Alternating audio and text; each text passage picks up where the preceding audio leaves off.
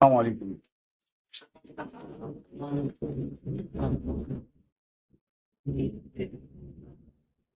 افسانے کا ایک کردار ہے اس میں. ایک چھوٹی بچی ہے جو توتلی باتیں کرتی، توتلی زبان میں بات کرتی ہے. تو میں نے ڈائلاگ اسی طرح سے لکھے ہیں افسانے.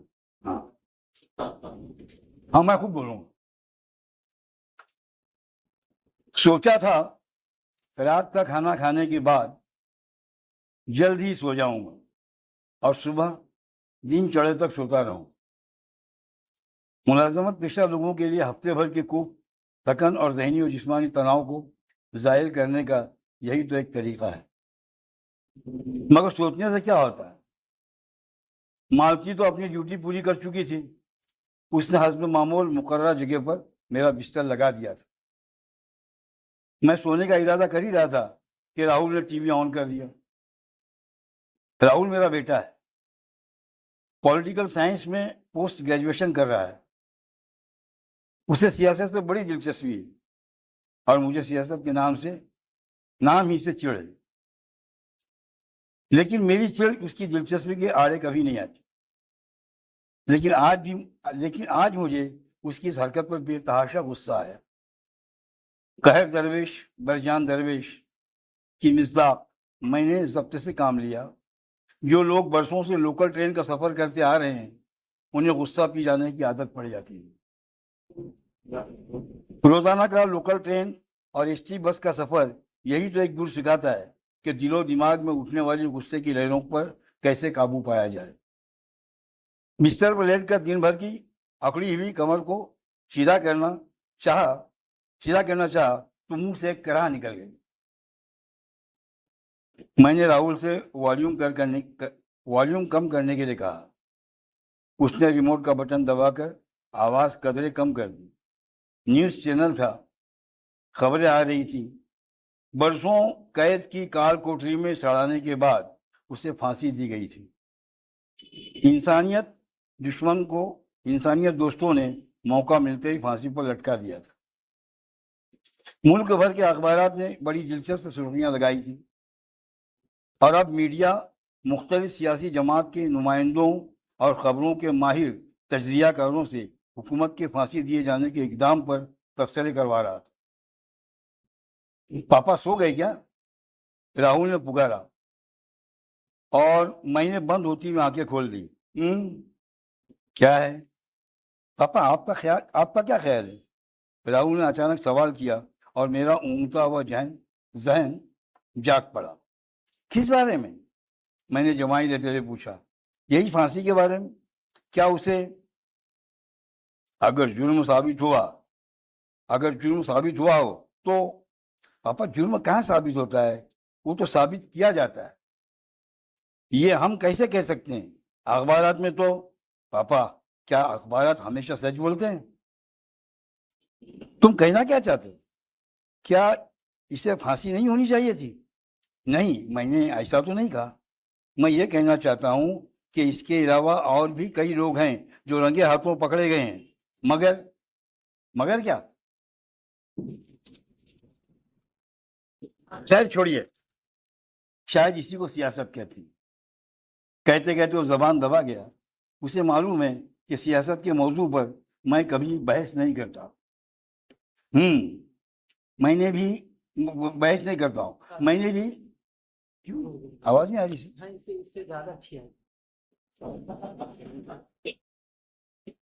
کیا؟ آواز آ رہی صاحب؟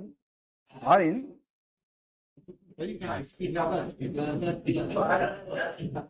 کر گیا سنبھالنا میرا دو اب دیا ہے تو چل.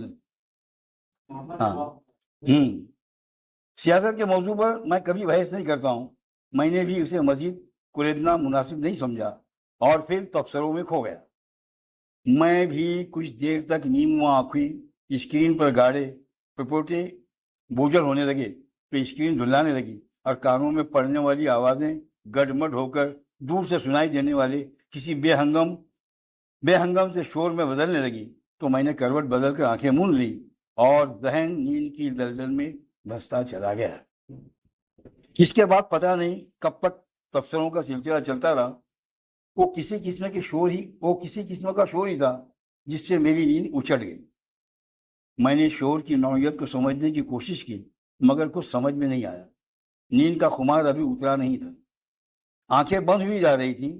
میں نے ٹٹول کر سرانے رکھے ہوئے سیل فون کو اٹھایا، بدقت تمام آنکھیں کھول کر سوئچ آن کیا۔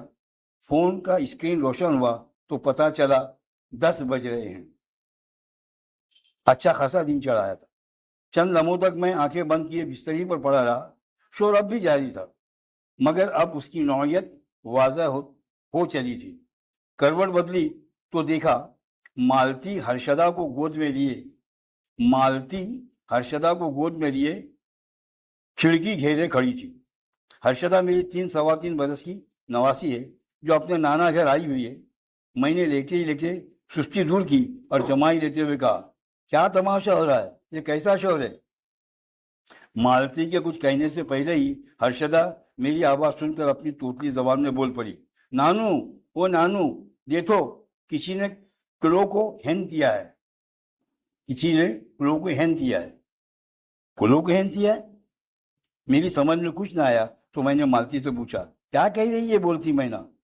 مالتی نے ہنستے ہوئے کہا، وہ کہہ رہی ہے، نانو دیکھو کسی نے کلو کو ہینگ کیا ہے۔ کلو کو ہینگ کیا ہے یعنی کوے کو پھانسی دی ہے؟ میں ہڑبڑا کر بستر پر اٹھ بیٹھا۔ میرے کانوں میں اس کو دی جانے والی پھانسی سے متعلق تبصرے گونجنے لگے جو گزشتہ شب میں نے نیم غنودگی کے عالم میں سنے تھے۔ دہشت گردانہ سرگرمیوں میں ملوث پائے جانے کی پاداش میں اسے پھانسی دی گئی تھی، لیکن اس کوے نے ایسا کون سا آتنک پھیلایا تھا جو زیر لب بڑبڑاتے ہوئے بستر چھوڑ کر میں کھڑکی کے پاس آ کھڑا ہوں۔ باہر عجیب منظر تھا۔ رحیمو چاچا کی کٹیا کے سامنے امرود کے پیڑ پر کئی کوے بیٹھے کائیں کائیں کر رہے تھے۔ کٹیا کے اوپر سے گزرنے والی کیبل میں ایک پھٹی پرانی پتنگ پھنسی پڑی تھی اور اس کی جھولتی ہوئی ڈور سے ایک کوا الٹا لٹکا ہوا تھا۔ وہ رہ رہ کر اپنے پڑوں کو پھڑپڑا رہا تھا۔ اس کی ایک ٹانگ پتنگ کے مانجے میں بری طرح الجھ گئی تھی۔ کیونکہ پیر ٹکانے کے لیے کوئی سہارا نہیں تھا اس لیے وہ گردن موڑ کر اپنی چونچ سے اس الجھے تاگے کو نکال نہیں پا رہا تھا۔ میں نے سوچا ممکن ہے وہ بھی قانون کی ڈور میں ایسے ہی الجھ گیا ہو یا الجھایا گیا ہو، کیونکہ سیاست کے کنکوے باز ایسے کھیلوں میں بڑے ماہر ہوتے۔ رحیمو چاچا لمبی سی بانس لیے کوے کو ڈور سے چھڑانے میں لگے ہوئے تھے۔ میں نے دیکھا کووں کی تعداد بڑھ گئی تھی۔ آس پاس کی عمارتوں کی چھتوں، منڈیروں اور بجلی کے تاروں پر سینکڑوں کوے بیٹھے مسلسل کائیں کائیں کا راگ الاپ رہے تھے، جیسے سینکڑوں رودالیاں سیاہ لبادہ اوڑے چھاتی کوٹ کوٹ کر بیان کر رہے ہیں۔ کئی کوے آس پاس منڈا رہے تھے مگر کوئی کوا اس لٹکے ہوئے کوے کے قریب نہیں آ رہا تھا۔ ہمدردی اور احتجاج کے اظہار کے لیے انہوں نے ایک محتاط فاصلہ قائم کر رکھا تھا، شاید رحیمو چاچا کے لمبے بانس کی ڈر سے یا پیڑ کے اطراف جمع بھیڑ دیکھ کر۔ کٹیا کے پرے کھلے میدان میں دن بھر ادھم مچانے والے قریبی آشرم اور یتیم خانے کے بچے اپنا کھیل چھوڑ کر یہ تماشا دیکھنے کے لیے جمع ہوتے جا رہے تھے۔ کٹیا سے متصل ایک ٹوٹے پھوٹے غیر آباد مکان کی شکستہ دیوار پر بیٹھی بلی لٹکے ہوئے کوے کو پور امید نظروں سے دیکھ رہی تھی۔ رحیمو چاچا بڑے انہماک کے ساتھ اپنے کام میں لگے ہوئے تھے۔ میں رحیمو چاچا کے بارے میں سوچنے لگا، عجیب آدمی ہے، عجیب ہے یہ آدمی۔ 70-75 کا سن، گرمی کے دن، لیکن موسم کی شدت کی پرواہ کیے بغیر پسینے میں شرابور وہ لمبی سی بانس لیے جسے سہارنا بھی اس کے لیے مشکل ہو، ایک ڈور میں پھنسے ہوئے کوے کو نکالنے کے لیے بے چین۔ بے حسی کے اس دور میں لوگ سڑک کے حادثے کے شکار لوگوں کا ویڈیو بنا کر انہیں مرتا چھوڑ کر آگے بڑھ جاتے ہیں اور وہ کوے کی جان بچانے کے در پہ ہے۔ واقعی وہ آدمی نہیں فرشتہ ہے۔ بزرگوں سے سنا ہے وہ 70 کے فساد میں برباد ہونے کے بعد یہاں آ کر سکونت پذیر ہوا تھا، بالکل اکیلا و تنہا۔ بیوی بچے سبھی مارے گئے تھے، تب سے وہ یہیں کا ہو کر رہ گیا تھا۔ ہر کسی کا چہیتا، ہر کسی کا چاچا. واقعی ایسے ہی لوگوں کے دم قدم سے یہ دنیا ہے. بیچارے رحیمو چاچا بڑی دیر سے پریشان ہیں. مالتی نے کہا اور میری سوچ کا سلسلہ ٹوٹ گیا. بیچارے رحیمو چاچا بڑی دیر سے پریشان ہیں. مالتی نے کہا اور میری سوچ کا سلسلہ ٹوٹ گیا. ہاں میں بھی انہی کے بارے میں سوچ رہا تھا. واقعی وہ پریشان ہے. مالتی یہ کسی بچے کی شرارت تو نہیں؟ میں نے مالتی کی جانب دیکھتے ہوئے کہا پتہ نہیں، بیچارہ نہ جانے کب سے لٹکا پڑا ہے. میں تو شور سن کر دیکھنے آئی تھی. مالتی کے لہجے میں بڑا درد تھا. نانی یہ بیتارا نہیں ہے، بہت بلا ہے، تالا تلوتا. ہرشد نے کچھ اس انداز سے اپنی ننھی سی ہتھیلی لہراتے ہوئے کہا کہ مجھے ہنسی آ گئی. کیوں؟ یہ بیچارہ کیوں نہیں؟ بہت برا کیوں ہے؟ میں نے مزے لینے کے لیے ہرشدہ کو چھیڑا. مجھے اس کی توتلی زبان سے باتیں سننے میں بڑا مزہ آتا. الے نانو یہ بہت گندا ہے، ممی کی بات نہیں سنتا ہے، اسی لیے اس کی ممی نے اسے لٹکایا ہے. ہرشدہ نے بڑی بوڑھی کی طرح مجھے سمجھایا. تم بھی تو تمہاری ممی کی بات نہیں سنتی ہو، ہر بات میں ضد کرتی ہو. کیا تمہاری ممی تمہیں الٹا لٹکاتی ہے؟ ہاں تو ممی کی بات نہیں سنتا، ممی اسے لٹکاتی ہے. یہ بیڈ گرل ہے، میں تو گڈ گرل ہوں. ہرشدہ نے آنکھیں مٹکا کر اپنے ننھے منھے ہاتھوں کو ہلاتے ہوئے کہا اچھا تو تمہیں کیسا پتا کہ وہ بیڈ گرل ہے اور اپنی ممی کی بات نہیں سنتا؟ ہاں تو مجھے سب پتا ہے. یہ بہت گندا ہے، میرے چوزے اڑا کر لے گیا. تمہارے چوزے اڑا کر لے گیا؟ یہ تو بہت بری بات ہے. مگر یہ کیا وہی کوا ہے؟ ہاں تو. وہ رکی اور سوچنے لگی. پھر قدرے توقف کے بعد بولے نانو 26 کوے تو ایک جیسے ہی نظر آتے ہیں، تالے تالے. پھر تم اس کوے کے بارے میں ایسا کیوں کہتی ہو کہ یہ بیچارہ تو مصیبت کا مارا ہوا ہے؟ وہ مصیبت میں ہوتے ہیں، جو مصیبت میں ہوتے ہیں ہمیں ان کی مدد کرنا چاہیے. ہرشدہ فوراً تیار ہو گئی. تو چلو ہم اس کی مدد کریں. میں نے اسے ٹالا. پہلے میں ذرا فریش ہو لوں، تب تک تم اس کا دھیان رکھو، اسے اڑنے مت دینا. ہاں. ہرشدہ نے اسباب میں سر ہلایا. میں نے ایک نظر کوے پر ڈالی. اب اس کی فڑفڑاہٹ کم ہو گئی تھی. شاید وہ نڈھال ہو گیا تھا. موت اور جیز کی کشمکش نے اسے نڈھال کر دیا تھا. وہ ہمت ہار گیا تھا. اس نے آنکھیں مون لی تھی. مجھے اس کی بے بسی پر بڑا ترس آیا. نیچے رحیمو چاچا مسلسل اپنی کوششوں میں لگے ہوئے تھے. اب وہ وقفے سے اپنی چونچ کھولتا تو اس کی لال لال زبان دکھائی دے جاتی اور ساتھ ہی بڑی دردناک کائیں اس کی حلق سے خارج ہوتی. مجھے لگا اب اس کا چل چلاؤ ہے. وہ زیادہ دیر تک لٹکا رہا تو دم توڑ دے گا. میں نے یہ بات مالتی سے کہی تو وہ کہنے لگی ارے نہیں، یہ اتنے جلدی مرنے والوں میں سے نہیں ہے. کہتے ہیں اس کی 7 جانیں ہوتی ہیں. اس نے امرت جل جو پی رکھا ہے. مالتی نے یہ بات بڑی سنجیدگی سے کہی تھی اور مجھے اس کی بچکانہ سوچ پر ہنسی آ گئی. میں باتھ روم کی طرف بڑھ گیا اور مالتی مجھے ناشتہ دینے کے لیے کچن میں جانے لگی. ہرشدہ کھڑکی کے پاس سے ہٹنا نہیں چاہتی تھی. وہ مچل پڑی تو مالتی نے اسے کھڑکی میں لگے جنگلے میں تکیا رکھ کر بٹھا دیا اور کہا گڑیا تم بیٹھو اور کاگا مہاراج کو دیکھو، میں تمہارے نانو کو ناشتہ دے کر ابھی آتی ہوں. اکیلے اترنے کی کوشش مت کرنا ورنہ گر جاؤ گی. اس نے اسباب میں سر ہلایا اور ساتھ ہی ایک سوال داغ دیا. نانی طویل کو دادا مہاراج کیوں بولتے ہیں؟ تم جھگڑا پکڑ کر بیٹھی رہو، میں آ کر بتاتی ہوں. ہرشدہ نے بڑی ادا سے ٹھیک ہے بابا ٹھیک ہے. مالتی کا پن چھوٹا ورنہ طرح طرح کے سوالات کر کے اسے زج کر دیتی. ناشتہ کر کے میں نے کیل سے ٹنگی ہوئی تھیلی اتاری تو مالتی شروع ہو گئی.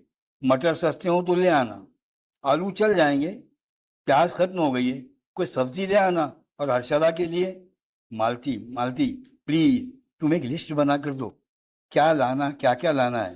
کوئی چیز رہ جائے گی تو تم مجھے پھر دوڑاؤ گی. مجھے کچھ اپنے کام بھی نپٹانے ہیں. وہ رہ گئے تو سنڈے تک انتظار کرنا پڑے گا. ٹھیک ہے بابا.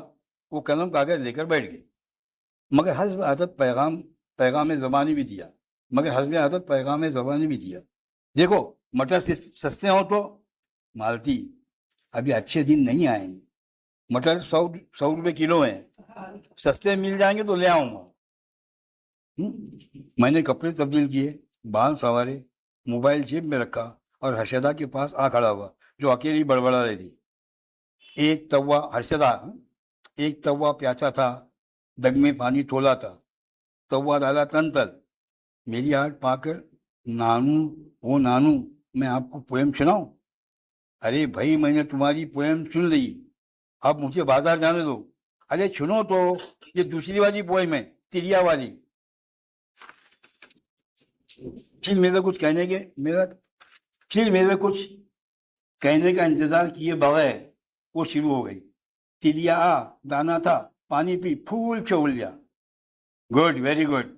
मेरी रानी बिटिया को बहुत सारी पोएम याद है। नानू, ये कौवा कब फूल छोड़ेगा? मेरी गुड़िया वो कैसे उड़ेगा बता, इस गरीब का तो पैर फंसा हुआ है। नानू, किसने पैर फंसाया उसका? पता नहीं बेटा, अब मुझे जाने भी दो, नहीं तो तुम्हारी नानी। नानू, आप नानी से डरते हैं क्या? पापा भी मम्मी से डरते हैं, हर्षदा ने बड़ी मासूमियत से कहा। अरे बस कर मेरी माँ, बंद कर अपनी पटर। अच्छा बाबा, गुड बाय। उसने अपनी नन्ही सी हथेली लहराकर मुझे इजाजत दी। मालती से सामान की लिस्ट लेकर मैं बाहर निकला। कुटिया के पास अब भी तमाशा जारी था। रहीमू चाचा सर पर अंगोछा लपेटे कौवे को उतारने की कोशिश में सरगर्दा था। कौवा बेहिस हरकत हो चुका था। मुमकिन है इस पर गशी तारी हो गई हो, या फिर बेचारा लटके लटके मर गया हो। अगर वाकई मर गया होगा तो कितनी बेबसी की मौत मरा होगा। बदअंगेख्ता कौवे अब एग्रेसिव होते जा रहे थे। जब भी रहीमू चाचा का बांस झूलते हुए कौवे तक पहुंचता, मंडलाने वाले कौवों में से कोई न कोई झपट कर रहीमू चाचा के सर पर ठोंक मार जाता, और शैतान बच्चे ये मारा का नारा बुलंद कर, ये मारा। रहीमू चाचा के करीब पहुंचकर मैंने उनसे कहा, चाचा शायद अब वो मर चुका है, झटका देकर धागा तोड़ डालिए, नीचे गिर पड़ेगा, फिर इसे उठाकर घूरे पर फेंक दीजिए। मेरी बात बच्चों ने सुन ली। वो आगे बढ़ते हुए बोले, नहीं चाचा, हम उसे ले जाएंगे। आश्रम के एक लड़के कैलाश ने दावा किया, जो जरा सियाना मालूम होता था, इस पर हमारा हक है। नहीं, यह हमारा है। आपके यतीम खाने से एक लड़के करीम ने कहा, अरे क्या तुम पागल हो गए? इस मुर्दा कौवे को लेकर क्या करोगे? क्या इसका अचार डालोगे? मैंने अजराहे तमस्कुर बच्चों से कहा। करीम ने आगे बढ़कर कहा, हम इसे दफनाएंगे। कैलाश ने कहा, हम इसकी समाधि बनाएंगे। ये अजीब 8-9 बरस के बच्चे थे। ये सब 8-9 बरस के बच्चे थे। अजीब सौदा उनके सरों में समाया हुआ था। मुझे उनकी सोच पर बड़ी हैरत हो रही थी, और एक खदशे का एहसास भी हो रहा था कि कहीं ये मामला पुल पकड़कर फिरका वारियत की आग को हवा ना दे। शहर के मुख्तलिफ इलाकों में ऐसे ही छुटपुट वाक़यात हो रहे हैं और तनाव का माहौल बनता जा रहा है। शायद रहीमू चाचा ने भी इस बात को महसूस किया था। उन्होंने बड़ी नरमी से कहा, बेटा कैलाश, तुम इसकी समाधि क्यों बनाना चाहते हो? कैलाश इस सवाल पर कुछ बरहम सा हो गया। उसने तुनक कर कहा, क्योंकि कौवा हमारा है, वो हिंदू है। दूसरे बच्चे जोर से हंस पड़े और कैलाश तब गया। हमारे आचार्य कहते हैं, पितृपक्ष के दिनों में यही कौवे हमारे पुरखों की आत्मा के रूप में आते हैं और उस दिन हम उनको भोजन खिलाते हैं, इसलिए इस कौवे पर हमारा अधिकार। रहीमू चाचा बुरी तरह गड़बड़ा गए थे। मैं भी सोच में पड़ गया था कि ये कौन सा नया फितना पैदा हो गया। चाचा, ऐसे सोचा जाए तो कौवा हमारा है, क्योंकि उसने काबिल को हबील की लाश छुपाने के लिए दफनाने का तरीका बताया था। ये बात हमारे मौलवी साहब ने हमें बताई थी, और जब उसने दफनाने का तरीका बताया था तो इसे भी दफनाना ही चाहिए। क्यों साथियों? उसने किसी ट्रेड यूनियन की लीडर की तरह हवा में हाथ लहराते हुए कहा, अपने हमजोलियों को मुखातिब किया। सब साथी एक आवाज में बोल पड़े, बिल्कुल, हमें इसे दफनाना चाहिए। नहीं, उसकी समाधि ही बनेगी।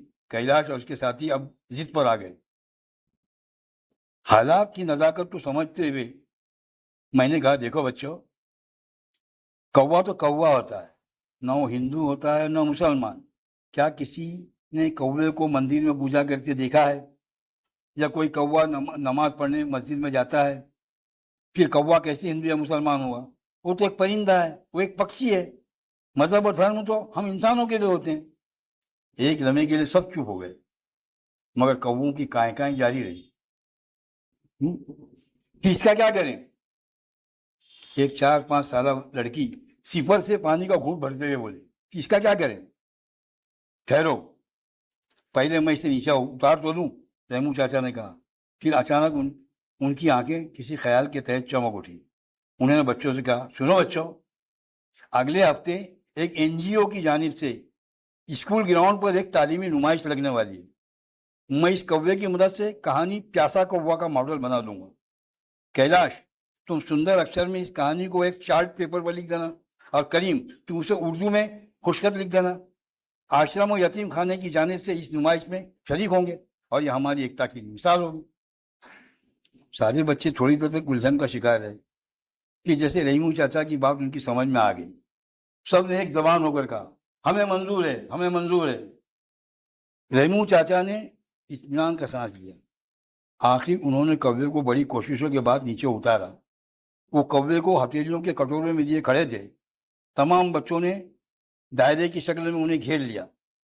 सबकी मुतजस्सिस निगाहें कौवे पर जमी हुई थी, जो रहीमू चाचा के हाथों में बेहिस हरकत पड़ा था। अचानक भीड़ को चीरती हुई वो नन्ही सी लड़की आगे बढ़ी। रहीमू चाचा ने हाथ नीचे करके उसे डराना चाहा, ए कौवे, इसके कान ले जा। बच्ची बिदक कर कदरे पीछे हटी। फिर शरारतन उसने आगे बढ़कर सिपर का पानी कौवे के जिस्म पर छिड़का। कौवे ने आंखें खोली और साथ ही चोंच भी खोली। बच्चों ने शोर मचाया, कौवा जिंदा है, कौवा जिंदा है। इस बच्ची ने सिपर का पानी कौवे की हलक में टपकाया। हलक तर होते ही कौवे में जैसे जान पड़ गई। उसने झुरझुरी सी ली, गर्दन उठाई, परों को फैलाया और पलक झपकते में उड़ गया। वो उड़ता हुआ सामने की एक ऊंची इमारत की छत पर जा बैठा। आसपास के कौवों की काएं के शोर ने आसमान सर पर उठा लिया। कैलाश और करीम के चेहरे खिल गए। रहीमू चाचा की आंखें खुशी से चमक उठी। बिल्ली जो घात लगाए बैठी थी उठ खड़ी हुई और अपने लचकीले जिस्मों को तान कर सुस्ती दूर करने लगी। नन्ही बच्ची फुदक फुदक कर तालियां बजाने लगी। कौवा पानी पिया, कौवा पिया पानी, खत्म हो गई कहानी। अचानक कौवे की हलक से इंतहाई दर्दनाक काई की आवाज खारिज हुई और वो कलाबाजियां खाता हुआ धप से जमीन पर गिर पड़ा। टूटे फूटे मकान की शिकस्ता दीवार पर एक लड़का हाथ में गुलेल लिए खड़ा जमीन पर पड़े हुए कौवे को फातिहाना नजरों से देख रहा था। उसके होठों पर शैतानी मुस्कुराहट थी। अरे कौन है ये हरामजादा? रहीमू चाचा ने हलक के बल चीख कर कहा। उनकी गर्दन की रगें फूल गई थी और चेहरा तमतमाया हुआ। पता नहीं चाचा, यह हमारे यतीम खाने का नहीं है, करीम ने कहा। कैलाश ने कहा, यह आश्रम का भी नहीं है। तो फिर कौन है ये? पकड़ो इस हराम के पिल्ले को, रहीमू चाचा ने चीख कर कहा। मगर इससे पहले कि लड़के उसकी जानिब लपकते, वो दीवार से कूदकर गलियों की भूल भलाइयों में ओझल हो गया। उधर बिल्ली कौवे को मुंह में दबोच कर भाग खड़ी हुई और मुझे लगा अभी कौवे की कहानी खत्म नहीं हुई, बल्कि कहानी खत्म होने से पहले एक नई कहानी ने जन्म ली। शुक्रिया।